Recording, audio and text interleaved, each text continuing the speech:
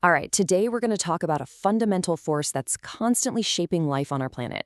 It's the hidden reason species can stay connected, even across huge distances. In this explainer, we're going to break down exactly how it all works.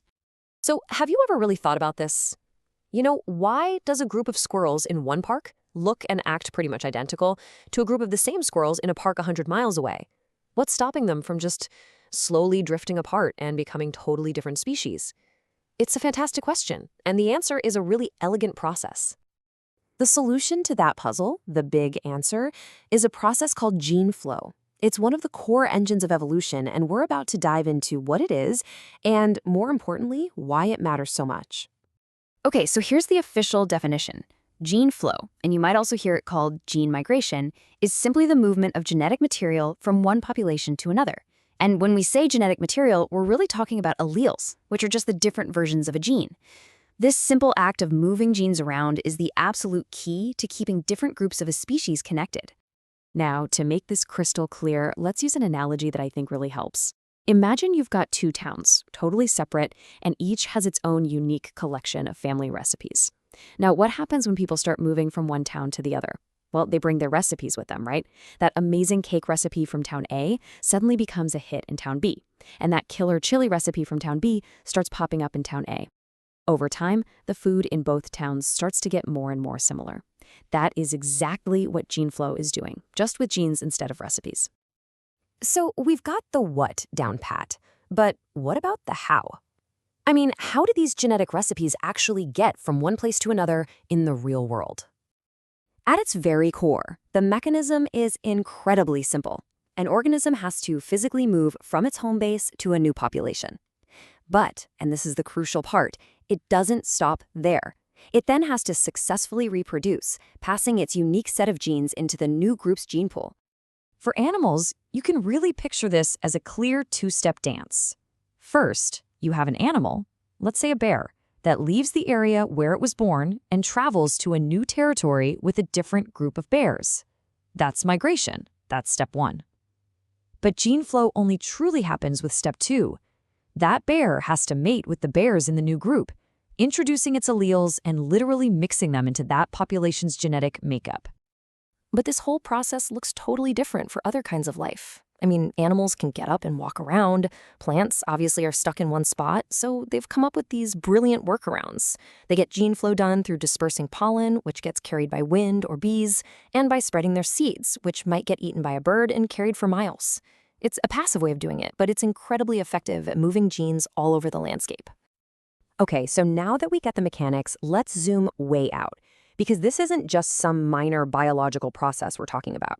Gene flow is a seriously powerful force that has a massive impact on the entire story of evolution. First things first, gene flow is a huge source of genetic variation.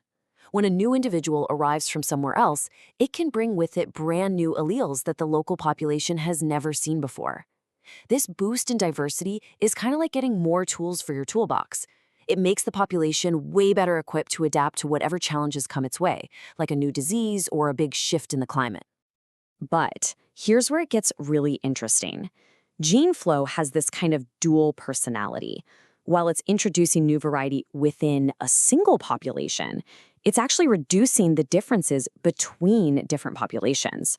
By constantly mixing up the gene pools, it acts as this great homogenizing force. It basically prevents two groups from becoming too different from each other and works against other forces, like natural selection, that might be trying to push them in separate directions. And that leads to another huge benefit. Picture this. A super helpful mutation just happens to pop up in one population. Let's say it's a gene that gives an animal immunity to a nasty parasite. Without gene flow, that amazing new trait is just stuck there. But with gene flow, individuals carrying that gene can migrate and spread that incredible advantage far and wide. It's like a delivery system for good genes, helping the entire species adapt way faster. Okay, this all leads us to one of the most mind-blowing consequences of gene flow. You know speciation, right? It's the process where one species splits into two new ones. Well, for that to happen, you need populations to be isolated from each other so they can evolve on their own separate paths. Gene flow is basically the enemy of that isolation. By keeping those gene pools connected, by constantly sharing those recipes, it can literally stop new species from ever forming in the first place. And hey, don't just take my word for it. This quote from our source material really nails it. Continuous gene flow between populations can prevent them from becoming separate species. That constant connection, that's the glue holding an entire species together. So, when we put all these pieces together, this really powerful theme starts to emerge. What's the ultimate role of gene flow in this epic story of life? At the end of the day, gene flow is nature's great connector. It makes sure that, genetically, no population is ever truly an island. It is this constant, dynamic force that's always stirring the genetic pot, sharing innovations, maintaining a species' identity, and just weaving the web of life that much tighter. And all of this leaves us with one last big thought to chew on. As we humans create a more connected world, breaking down some natural barriers while we build new ones, what does that mean for the future of gene flow?